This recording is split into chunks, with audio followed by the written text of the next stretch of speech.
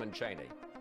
Congresswoman, I want to start with the decision by the House Republican caucus to remove you this week. We had Congressman Jim Banks, the head of the Republican Study Committee, on the show last Sunday, and here's what he said about this. Take a look. We shouldn't be talking about Liz Cheney. We should be talking about pushing back against the radical Biden agenda, and this is all a distraction from our ability to be able to do that. Banks was saying, with Republicans so close to winning back the House in the midterms next year, that the focus should be on what unites the Republican Party, which is opposition to the Biden agenda, and not picking fights with a former president who's now living in Mar-a-Lago near Palm Beach. What's wrong with that thinking? Well, I think it is absolutely the case that we have to have the strongest position possible going forward so we can take back the House, the Senate, and the White House. The issue is that, you know, we cannot do that if we are embracing the big lie, if we are embracing what President Trump, what former President Trump continues to say on a nearly daily basis, which is claims that the election was stolen, using the same language he used that he knows provoked violence on January 6th.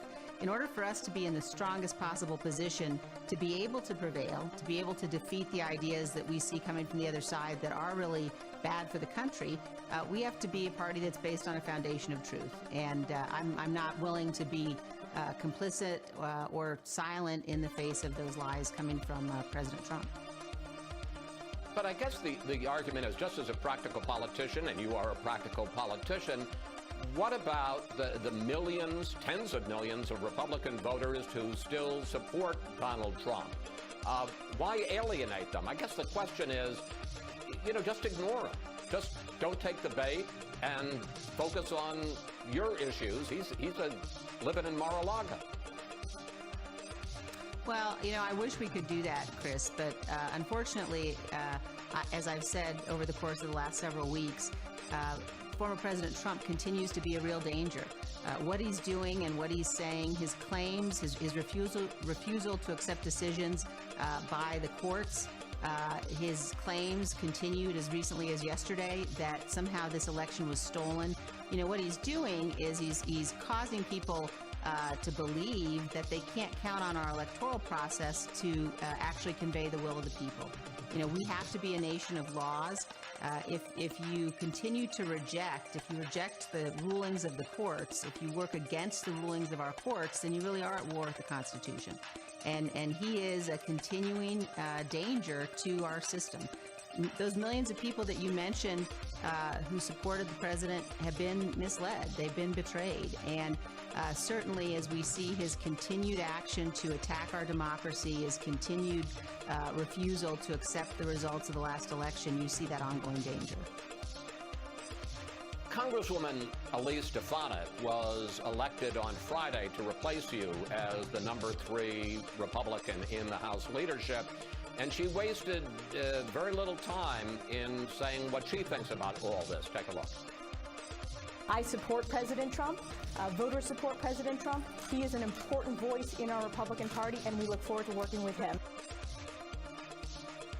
What do you think of Stefanik? Well, I think she's wrong.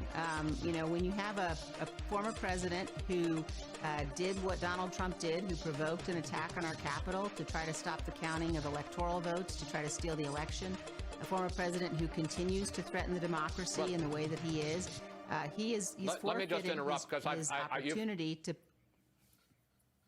Well, I just want to ask you, I understand what you say about Trump. I'm asking you about Stefanik, who is embracing, wrapping herself in the mantle of Donald Trump. You said to play along with the big lie is to betray Republican voters. Is she betraying Republican voters?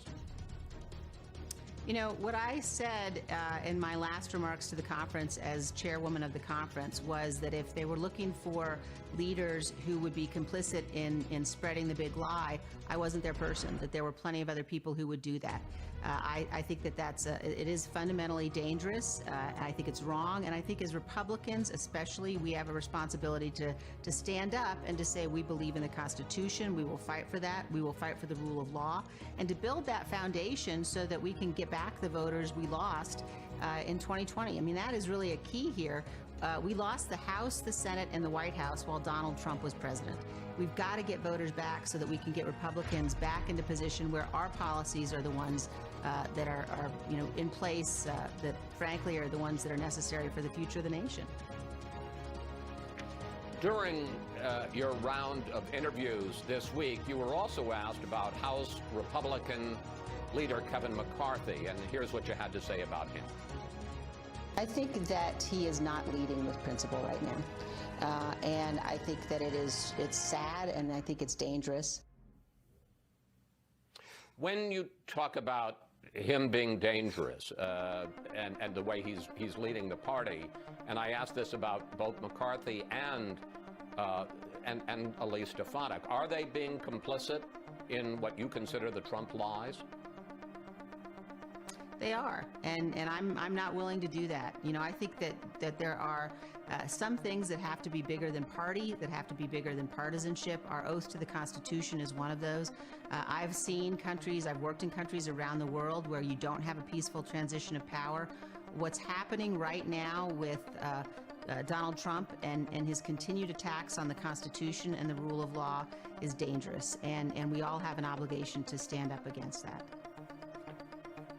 You also say that Kevin McCarthy should testify, but what it appears is going to be a new commission to investigate the riot on January 6th, and should testify specifically about the conversation he had with the president on that day, where he reportedly called the president and said, "You got to call this off." And the president said, "Kevin, it appears some people are more interested in this election than you are." I asked Congressman McCarthy about that a couple of weeks ago. Take a look at that exchange.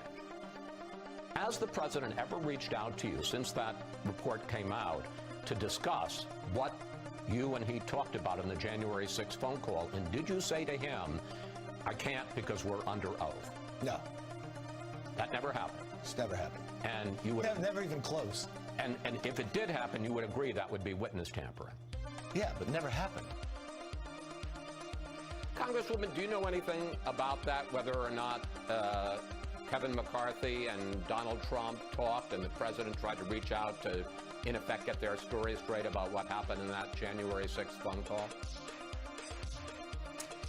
Leader McCarthy has spoken to a number of people in large groups and small groups since the 6th about his exchanges with the president. He's spoken publicly on the House floor about his view of the president's responsibility. I think it's very important that he clearly has facts about that day, that an investigation into what happened, into the president's actions, ought to get to the bottom of. And I think that he has important information that needs to be part of any investigation, whether it's the FBI, the Department of Justice, or this commission that I hope will be set up. What do you think that accomplishes? If he testifies before the commission, I mean, I understand your concern about President Trump and what you say are his lies about the election, but what do you think it accomplishes to talk about a conversation on January 6th? Do you think that raises issues of President Trump's responsibility for the riot, whether or not he's trying to tamper with Kevin McCarthy as a witness? Certainly. I mean, I think that any conversations, and we know certainly that conversation happened, any conversations that have gone on with the president about the president's potential involvement in January 6th, his potential determination not to step in and offer assistance, any conversations that have to do with, any members of Congress, those, people who may be retired. We know that there were conversations in the Oval Office before this about the possibility of declaring martial law and seizing, election and seizing the ballot machines.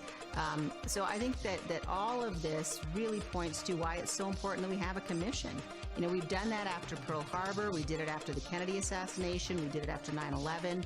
It's the way that we as a country come together in a nonpartisan fashion to understand what happened, to get to the bottom of it. It must have subpoena power, and to begin to take steps so we can ensure it never happens again. I got about a minute left, Congresswoman. I want to talk about you finally. You were on track to perhaps someday be the Speaker of the House. Now that's over. You've been removed from leadership. Your re-election next year in Wyoming is at least in question. I guess the question I have for you is, are you prepared to make this politically the hill you're prepared to die on? Look, I cannot imagine a more important issue than whether or not the Republican Party is going to be a party that embraces and defends the rule of law and the Constitution.